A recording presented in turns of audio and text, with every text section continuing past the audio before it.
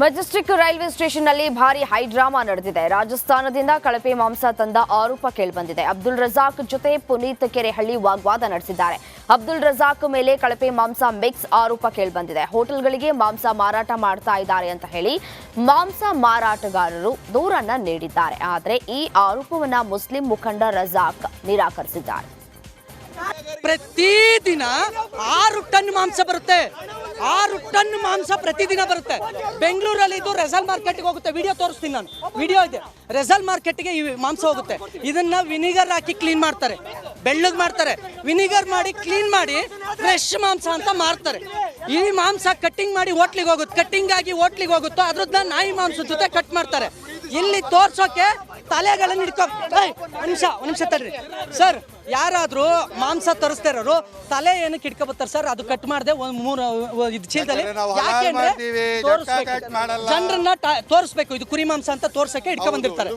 ನಾನು ಹೇಳ್ತಾ ಇರೋದು ಇದು ಕುರಿ ಮಾಂಸನೇ ಆಗ್ಲಿ ಯಾವುದೇ ಮಾಂಸ ಆಗ್ಲಿ, ರೂಲ್ಸ್ ಅಂಡ್ ರೆಗ್ಯುಲೇಷನ್ ಆಹಾರ ಇಲಾಖೆ ಇದೆ. ಇದು ಇಲ್ಲಿಗೆ ಬರೋದಕ್ಕೆ ಮಿನಿಮಮ್ ನಮಗೆ ಗೊತ್ತಿರೋ ಪ್ರಕಾರ 80 ಅವರ್ ಆಗುತ್ತೆ. 80 ಅವರ್ಸ್ ಸರಿ ಸರಿ ಸರ್, 80 ಅವರ್ಸ್ ಆಗುತ್ತೆ ಇದು ಇಲ್ಲಿಗೆ ಬಂದು ತಲುಪೋದಕ್ಕೆ. ಯಾಕೆಂದ್ರೆ ರಾಜಸ್ಥಾನದಿಂದ ಬರಬೇಕಿದು. ರಾಜಸ್ಥಾನದಿಂದ ಇಲ್ಲಿಗೆ ಬಂದು ಇಲ್ಲಿಂದ ಹೋಗಿ ನಾಳೆ ಬೆಳಿಗ್ಗೆ ಇದು ವಿನಿಗರ್ ಹಾಕಿ ಕ್ಲೀನ್ ಮಾಡಿ ಸರ್ವಿಸ್ ಆಗೋದು. ನಾವು ಕೇಳ್ತಾ ಇರೋದು ಪ್ರತಿಯೊಂದು ಚೆಕ್ ಮಾಡಿ ಸರ್. ಅಲ್ಲಿಗೆ ಸರ್ ನೀವು ಸರ್ ರಾಜಸ್ಥಾನದಿಂದ ಬಂದ 4500 ಕೆಜಿ ಮಾಂಸವನ್ನ ಸೀಸ್ ಮಾಡಲಾಗಿದೆ. ಒಟ್ಟು 90 ಥರ್ಮಾಕೋಲ್ ಬಾಕ್ಸ್ಗಳನ್ನು ಜಪ್ತಿ ಮಾಡಲಾಗಿದೆ. ಒಂದೊಂದರಲ್ಲಿ 30 ರಿಂದ 40 ಕೆಜಿ ಮಾಂಸ ಶೇಖರಣೆ ಮಾಡಲಾಗಿತ್ತು. ಒಂದೊಂದು ಬಾಕ್ಸ್ಗಳಲ್ಲಿ ಒಂದೊಂದು ರೀತಿಯ ಮಾಂಸವನ್ನ ಇಡಲಾಗಿತ್ತು. ಒಂದು ಬಾಕ್ಸ್ನಲ್ಲಿ ತಲೆ, ಮತ್ತೊಂದು ಬಾಕ್ಸ್ನಲ್ಲಿ ದೇಹವನ್ನ ಇಡಲಾಗಿತ್ತು. ಕಳೆದ 12 ವರ್ಷಗಳಿಂದ ನಾವು ನಿಯಮಾನುಸಾರ ಈ ಬಿಸ್ನೆಸ್ಸನ್ನು ಮಾಡ್ತಿದ್ದೀವಿ. ಕರೆಕ್ಟಾಗಿ FSSAI ಲೈಸೆನ್ಸ್ ಇದೆ, ಪ್ರತಿಯೊಬ್ಬರ ಹತ್ರ ಟ್ರೇಡ್ ಲೈಸೆನ್ಸ್ ಇದೆ, BBMP ಲೈಸೆನ್ಸ್ ಇದೆ. ನಮ್ಮ ಅಂಗಡಿಗಳು ಬೇಡ ಅಂತ ಹೇಳಿದ್ರೆ ಒಂದು 70-80 ವರ್ಷ ಹಳೆ ಅಂಗಡಿಗಳು. ಆದರೆ ಈ ಜೈಪುರಿಂದ ಯಾವ ಮಾಂಸವನ್ನು ನಾವು ತರಿಸ್ತಾ ಇದ್ದೀವಿ ಇದು 10 ರಿಂದ 12 ವರ್ಷಗಳಿಂದ ಬರ್ತಾ ಇದೆ. ಎಲ್ಲ ದಾಖಲೆಗಳನ್ನು ನಾನು ಪ್ರೆಸ್ ಕಾನ್ಫರೆನ್ಸ್ ಮೂಲಕ ಪ್ರೆಸ್ ಕ್ಲಬ್ ಬುಕ್ ಮಾಡಿ ಇದನ್ನು ನಾನು ಬಿಡುಗಡೆ ಮಾಡ್ತೀನಿ. ನಮ್ಮಲ್ಲಿ ಯಾವುದು ಅಕ್ರಮ ಬಿಸ್ನೆಸ್ ಏನು.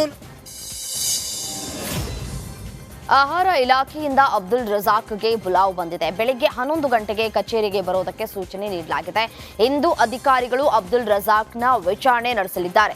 ಎಲ್ಲಿಂದ ಮಾಂಸ ತರಿಸಲಾಗಿದೆ, ಎಷ್ಟು ಗಂಟೆಗಳ ಕಾಲ ಮಾಂಸ ಫ್ರೀಸ್ನಲ್ಲಿ ಇರುತ್ತೆ, ರಾಜಸ್ಥಾನದಲ್ಲಿ ಯಾವ ರೀತಿ ಮಾಂಸದ ಮಾರಾಟ ನಡೆಯುತ್ತೆ, ಬಿಸ್ನೆಸ್ಗೆ ಸಂಬಂಧಿಸಿದಂತಹ ಲೈಸೆನ್ಸ್ ಇದೆಯಾ ಅನ್ನೋದರ ಬಗ್ಗೆ ಅಧಿಕಾರಿಗಳು ವಿಚಾರಣೆಯನ್ನ ನಡೆಸಲಿದ್ದಾರೆ.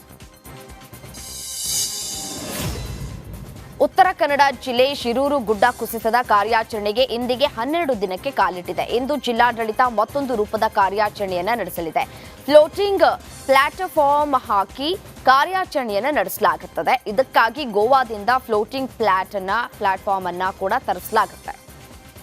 ನಮಗೆ GSI ಅವರು ಬಂದು ಪ್ರಿಲಿಮಿನರಿ ಆ ಸ್ಥಳ ಪರ್ಟಿಕ್ಯುಲರ್ ಲ್ಯಾಂಡ್ಸ್ಲೈಡ್ ಆಗಿರೋ ಸ್ಥಳ ನೋಡಿಕೊಂಡು ಒಂದು ಪ್ರಿಲಿಮಿನರಿ ರಿಪೋರ್ಟ್ ಕೊಟ್ಟಿದ್ರು. ಆ ಪ್ರಿಲಿಮಿನರಿ ರಿಪೋರ್ಟಲ್ಲಿ ಕೆಲವೊಂದು ಇಮಿಡಿಯೇಟ್ ಆಗಿ ಈ ವಿಷಯಗಳನ್ನು ಮಾಡಬೇಕು ಅಂತ ಒಂದು 5-6 ಪಾಯಿಂಟ್ ಕೊಟ್ಟಿದ್ರು. ಸೊ ಅದರ ಮೇಲೆ ನಾನು ಡಿಸ್ಟ್ರಿಕ್ಟ್ ಮ್ಯಾಜಿಸ್ಟ್ರೇಟ್ ಆಗಿ ಅವರಿಗೆ ಒಂದು ಆದೇಶ ಕೊಟ್ಟೆ ದಟ್ RONHA ಮತ್ತು PDNHA ಇಮಿಡಿಯೇಟ್ ಮೆಷರ್ಸನ್ನು ಮಾಡಿ ನಮಗೆ ತಕ್ಷಣ ರಿಪೋರ್ಟ್ ಕೊಡಬೇಕು ಅಂತ. ಆ ರಿಪೋರ್ಟ್ ಬಂದ ಮೇಲೆ ಅವರು ಏನು ಇಮಿಡಿಯೇಟ್ ಮೆಷರ್ಸ್ ಮಾಡಿದ ಮೇಲೆ ನಾವು ಟ್ರಾಫಿಕನ್ನು ಅಲೌ ಮಾಡ್ತೀವಿ. ಇವತ್ತು mostly we are expecting the report. ನಿನ್ನೆ ವಿವರ್ ಸಪೋಸ್ ನಿನ್ನೆ ನೈಟ್ ಮಾಡಬೇಕಿತ್ತು, ಮಳೆ ಸಪೋರ್ಟ್ ಆಗಿಲ್ಲ. ಇವತ್ತು ಮತ್ತೆ ಡ್ರೋನಲ್ಲಿ ಅವರು ಪಾಯಿಂಟ್ಸ್ ಹುಡುಕೋದಕ್ಕೆ ಹೋಗಿದ್ದಾರೆ. ನಾವು they are saying they have identified the points. ಇನ್ನು ಅಫಿಷಿಯಲಿ ನಮ್ಗೆ ಕಮ್ಯುನಿಕೇಟ್ ಮಾಡಬೇಕು. ಆ ಪಾಯಿಂಟ್ ಬಂದ ಮೇಲೆ ಫೈನಲಿ ಜಂಪ್ ಮಾಡಿನೇ ಮಾಡಬೇಕಾಗುತ್ತೆ, ಡೈವ್ ಮಾಡಿ ಮಾಡಬೇಕಾಗುತ್ತೆ. ಇವತ್ತು ಮಧ್ಯಾಹ್ನ ನೇವಿ ಅವರು ಬಂದು ಆ ಕರೆಂಟದು ಸ್ಪೀಡ್ ಚೆಕ್ ಮಾಡಿದರು. It was more than 6 knots ಇತ್ತು. ಸೊ ಅದರಿಂದ ಇಟ್ ಇಸ್ ಹ್ಯೂಮನ್ಲಿ ಇಂಪಾಸಿಬಲ್ ಅಲ್ಲಿ ಒಳಗಡೆ ಹೋಗೋದಕ್ಕೆ. ಉತ್ತರ ಕನ್ನಡ ಜಿಲ್ಲೆ ಶಿರೂರು ಗುಡ್ಡ ಕುಸಿತ ಪ್ರಕರಣ ಸಂಬಂಧ ಭೂಕುಸಿತ ಸ್ಥಳಕ್ಕೆ ಕೇರಳ ಸಚಿವ ರಿಯಾಜ್ ಅಹ್ಮದ್ ಭೇಟಿಯನ್ನ ನೀಡಿದ್ರು. ಈ ವೇಳೆ ಕಾರ್ಯಾಚರಣೆ ಮಾಡ್ತಾ ಇರುವಂತಹ ಸಿಬ್ಬಂದಿಗಳಿಂದ ಮಾಹಿತಿಯನ್ನ ಪಡೆದರು. ದೆಹಲಿಯಿಂದ ಬಂದ ತಜ್ಞರ ತಂಡದಿಂದ ಲಾರಿ ಇರಬಹುದಾಗಿದೆ ಎನ್ನುವ ಸ್ಥಳಗಳ ಬಗ್ಗೆ ಮಾಹಿತಿಯನ್ನ ಪಡೆದರು. ಮಲೆನಾಡಿನಲ್ಲಿ ಮಳೆಯ ಅಬ್ಬರ ಮುಂದುವರೆದಿದೆ. ಈ ಹಿನ್ನೆಲೆ ನಾಳೆ ಶಿವಮೊಗ್ಗ ಜಿಲ್ಲೆಯ 4 ತಾಲೂಕಿನ ಶಾಲಾ ಕಾಲೇಜುಗಳಿಗೆ ರಜೆ ಘೋಷಣೆ ಮಾಡಲಾಗಿದೆ. ತಾಲೂಕು ದಂಡಾಧಿಕಾರಿಗಳು ತೀರ್ಥಹಳ್ಳಿ, ಸಾಗರ, ಸೊರಬ, ಹೊಸನಗರ ತಾಲೂಕುಗಳಲ್ಲಿ ರಜೆ ಘೋಷಣೆ ಮಾಡಲಾಗಿದೆ. ಮಳೆ ಹೆಚ್ಚಾದ ಹಿನ್ನೆಲೆ ಶಾಲಾ ಕಾಲೇಜಿಗೆ ರಜೆ ಘೋಷಣೆ ಮಾಡಲಾಗಿದೆ.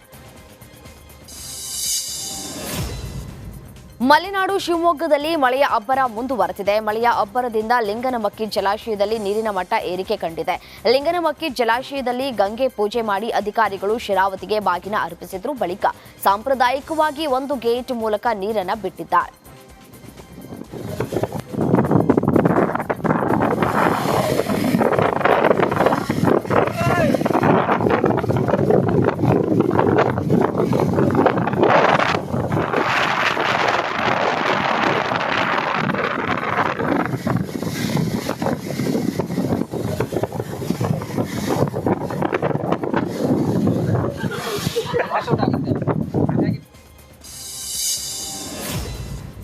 ಬೃಹತ್ ಗಾತ್ರದ ಮರವೊಂದು ರೈಲ್ವೆ ಹಳಿ ಮೇಲೆ ಬಿದ್ದಿದೆ. ಅದೃಷ್ಟವಶಾತ್ ದೊಡ್ಡ ಅನಾಹುತವೊಂದು ತಪ್ಪಿದೆ.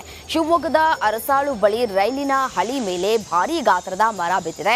ಬೆಂಗಳೂರಿನಿಂದ ತಾಳಗುಪ್ಪಗೆ ತೆರಳುತ್ತಾ ಇದ್ದಂತಹ ಪ್ಯಾಸೆಂಜರ್ ರೈಲು ಸ್ವಲ್ಪದರಲ್ಲೇ ಬಚಾವಾಗಿದೆ. ಮರ ಬಿದ್ದ ರಭಸಕ್ಕೆ ರೈಲು ಹಳಿ ಪಕ್ಕದಲ್ಲಿದ್ದ ವಿದ್ಯುತ್ ಕಂಬಗಳು ಪುಡಿಪುಡಿಯಾಗಿವೆ.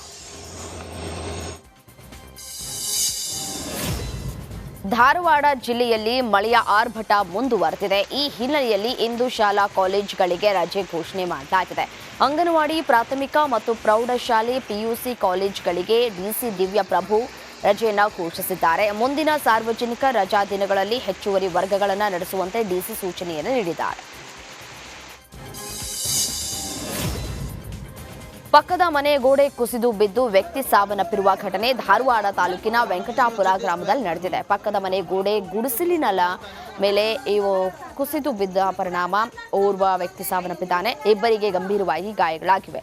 48 ವರ್ಷದ ಯಲ್ಲಪ್ಪ ರಾಮಪ್ಪ ಹಿಪ್ಪಿಯವರ ಮೃತ ವ್ಯಕ್ತಿಯಾಗಿದ್ದು, 38 ವರ್ಷದ ಯಲ್ಲಪ್ಪನ ಪತ್ನಿ ಹನುಮವ್ವ ಹಾಗೂ 17 ವರ್ಷದ ಮಗಳು ಎಲ್ಲವರಿಗೆ ಗಂಭೀರವಾಗಿ ಗಾಯಗಳಾಗಿವೆ.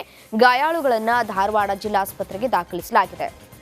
ಈ ಸಂಬಂಧ ಗರಗ ಪೊಲೀಸ್ ಠಾಣೆಯಲ್ಲಿ ಪ್ರಕರಣ ದಾಖಲಾಗಿದೆ. ಮಲೆನಾಡು ಭಾಗದಲ್ಲಿ ಭಾರೀ ಗಾಳಿ ಮಳೆ ಹಿನ್ನೆಲೆ ಚಾರ್ಮಾಡಿ ಘಾಟ್ನಲ್ಲಿ ಧರೆ ಕುಸಿದು ಟ್ರಾಫಿಕ್ ಜಾಮ್ ಉಂಟಾಗಿತ್ತು. ಚಿಕ್ಕಮಗಳೂರು ದಕ್ಷಿಣ ಕನ್ನಡ ವಿಭಾಗದಲ್ಲಿರುವ ಚಾರ್ಮಾಡಿ ಘಾಟ್ನ 10ನೇ ತಿರುವಿನಲ್ಲಿ ಘಟನೆ ನಡೆದಿದೆ.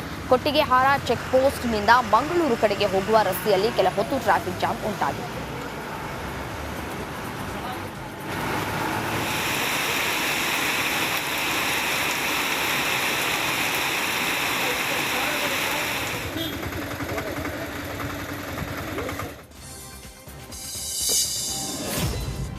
ಬೆಳಗಾವಿ ಜಿಲ್ಲೆಯ ಪಶ್ಚಿಮ ಘಟ್ಟ ಪ್ರದೇಶದಲ್ಲಿ ಮಳೆರಾಯನ ಅಬ್ಬರ ಮುಂದುವರೆದಿದೆ. ಸಪ್ತ ನದಿಗಳು ಉಕ್ಕಿ ಹರಿತಾ ಇದ್ದು ಜಿಲ್ಲೆಯಲ್ಲಿ ಪ್ರವಾಹದ ಭೀತಿ ಎದುರಾಗಿದೆ. ಈ ಹಿನ್ನೆಲೆ ಉಸ್ತುವಾರಿ ಸಚಿವ ಸತೀಶ್ ಜಾರಕಿಹೊಳಿ ನೇತೃತ್ವದಲ್ಲಿ ಜಿಲ್ಲಾ ಮಟ್ಟದ ಅಧಿಕಾರಿಗಳ ಸಭೆಯನ್ನು ನಡೆಸಲಾಯಿತು. ಪ್ರವಾಹ ಸಂಭವಿಸಿದರೆ ಕೈಗೊಳ್ಳಬಹುದಾದ ಕ್ರಮಗಳ ಬಗ್ಗೆ ಚರ್ಚೆಯನ್ನ ನಡೆಸಿದರು.